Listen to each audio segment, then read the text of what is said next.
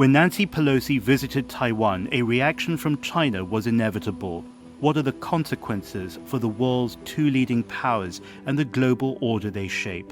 I'm James Chau, and I speak with Zhou Bo, former senior colonel in China's People's Liberation Army.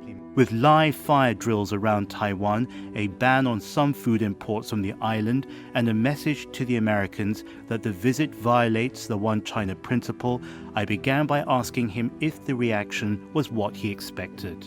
The response from the Chinese government is well announced. Even before her trip, we know what might happen, although we do not know exactly what kind of military operation there will be. Right now, Nancy Pelosi has left for South Korea. She probably was happy in that she probably thought that she has left some legacy, but this is not the end of the story. Actually, the PLA's operations are still going on, and they will just intensify in days to come.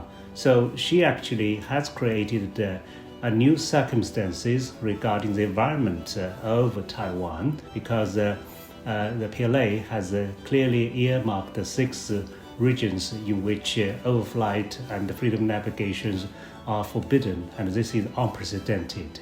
So the situation will become different in the days to come. The military response is a clear upgrade on what we've seen in the past.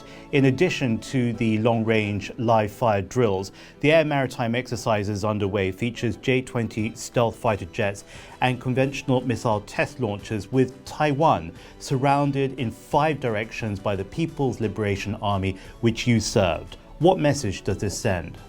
I think this will send a very clear-cut message to the United States as well as the Taiwan Authority that mainland China would not give in on such vital issues of national interest, because Taiwan issue is considered number one core interest of China, and we were never as strong as today.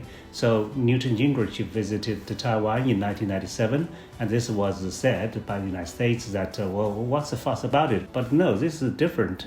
You cannot say because you killed someone before, therefore you are entitled to kill someone now. The situation is different, and the PLA's capabilities are different. Therefore, we believe this is time for us to say enough is enough with action.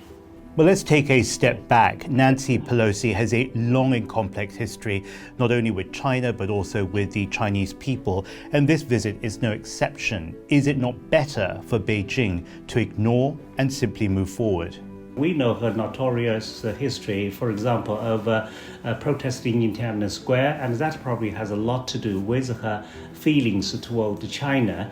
But this is a different case, because she actually is number 3 most important people in the United States. Her message to China would be important, and how President Biden could actually persuade her from making this trip would be equally important. But unfortunately, he did not succeed in doing that, although clearly he was not happy about it himself. They believe that the benefit of allowing her to go still outweigh the risk with her trip.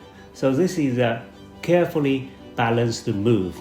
Looking forward, now that the trip is over, what's going to be the longer-term impact and significance for the United States and China, and for a global order already in flux? Although her trip has already ended, this is the beginning of another chapter. So from now on, the Chinese people, as well as POA, will simply be more determined in safeguarding China's sovereignty and territorial integrity. Well, if you look at the world order now, I would say that China being the second largest economy and the United States being the largest economy should actually have a better cooperation to make this world safer.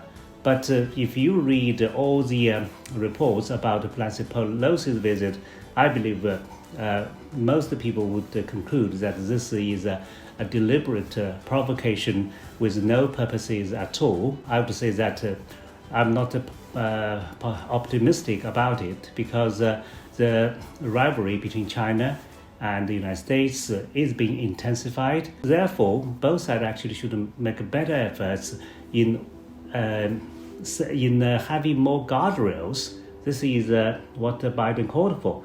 But knowing that the Taiwan issue is the most important issue in China-US relationship, so I believe the most important guardrail is that we should take care of China's core interest. If this is not the guardrail, what else can it be? And what more important guardrails could we two countries have?